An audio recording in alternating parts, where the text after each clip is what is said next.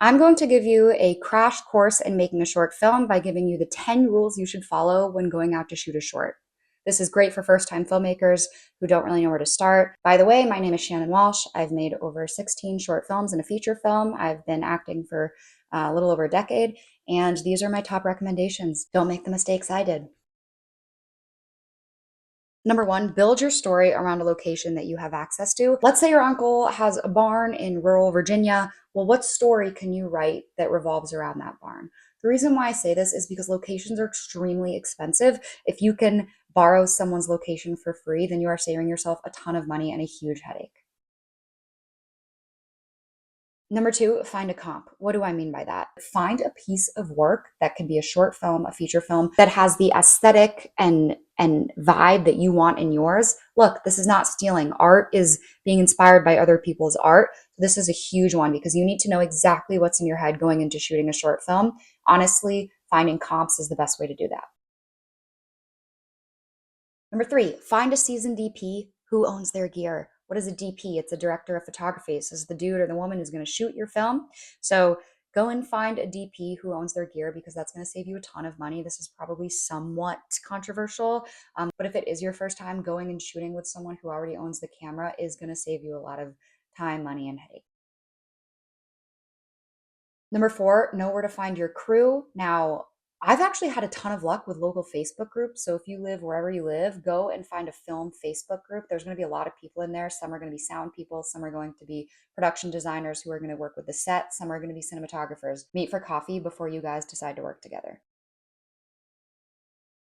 Share your script with 5 people before shooting it. Why 5? When it gets to be more than 5, there are too many cooks in the kitchen. You start getting clouded. Your judgment's like, I don't even know where we started. You get 5 people. It's a great recommendation because it's a short, it's not asking too much of people to read something in 10 minutes or less.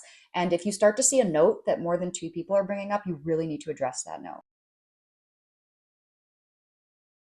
Review your shot list with your DP before you get to set. You need to have a shot list with everything organized, all the shots that you're going to be shooting. Not only will this help you figure out your schedule, but it means you're going in with a plan. Now, yes, your plan may change. I've had a couple situations where like we put the camera down and I was like, wait, that's a good angle. And we've shot that way. But you need to have a shot list and be completely prepared to go. On television, this is extremely true. But when you're making your short, do not just show up and be like, oh, I'll figure it out. You will not figure it out. Next, block with your actors before you shoot. Take a day, go with your actors, find a living room, and block everything out in terms of the scenes they're going to be shooting. If you try and block on the day of, which some people do, it really takes a lot of time. And I've had a few situations where we've had like what we planned to be a 2 hour scene turn into 6 hours, and then you went in overtime, you had to shoot the next day. It becomes a nightmare. Have your actors send in tapes or see them perform. You should not just be going off of a resume or like, I think I can act on these places where I think you should get your actors, like backstage casting networks. You can have them submit tapes to you, and that's the best way to, make sure that someone's really fitting the role that you want. They're carrying the heart of the film in a lot of ways. Audio is non-negotiable. Like I hate this little mic thing, but I'm trying to give you guys better audio because people kind of just tend to tune out when the audio is not right. And yes, I have heard and seen that it is the difference between getting into a festival and not if the audio sucks. So make sure you have good audio. Last, plan for 2 days, not one. What do I mean? I've had so many short scripts that I was like, oh, we can easily shoot this in one day. Something will happen. I've had tables break. I've had actors have seizures on sets. I've had all this stuff happen that you do not plan for. So give yourself a little more wiggle room because everyone's going to get pissed if you go overtime. That's the hot tip too. Have really good snacks on set. You need to figure out food. God, I can't tell you the number of times this has happened. Figure out food before the week of the shoot.